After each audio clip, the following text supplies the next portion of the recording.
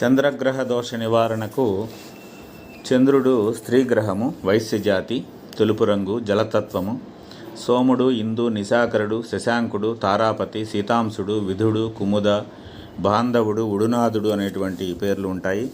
చంద్రగ్రహం బాగలేనప్పుడు మానసిక వ్యాధులు, స్త్రీ గర్భకోశమునకు చెందిన వ్యాధులు, ఋతుక్రమం సరిగా లేకపోవటం, మూర్ఛ, స్తనములకు సంబంధించిన వ్యాధులు, గర్భసంచికి సంబంధించిన వ్యాధులు, మగవారికి ఎడమ కన్ను, స్త్రీకి కుడి కన్ను సంబంధించిన అనేక అనారోగ్యములు ఏర్పడతాయి. చంద్రగ్రహానికి అధిదేవత మహాలక్ష్మి కాబట్టి మహాలక్ష్మి స్తోత్రములు, మహాలక్ష్మి పూజ చాలా విశేషమైన ఫలితాలను ఇస్తాయి.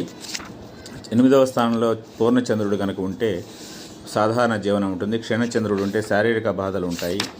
అదేవిధంగా ఒక్కొక్క లగ్నానికి ఒక్కొక్క విధముగా చంద్రుడి యొక్క పరిహారాలు సూచించబడ్డాయి.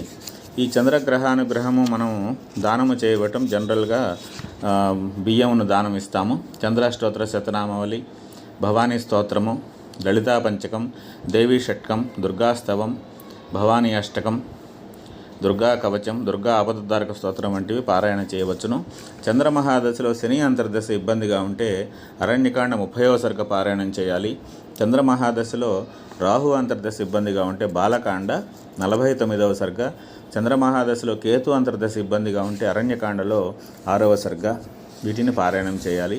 తమిళనాడు క్షేత్రంలోని చంద్రగ్రహాది దేవతమైనటువంటి దేవాలయంను దర్శించటం వల్ల చంద్రగ్రహం యొక్క విశేషమైనటువంటి అనేక ఫలితాలు లభిస్తాయి.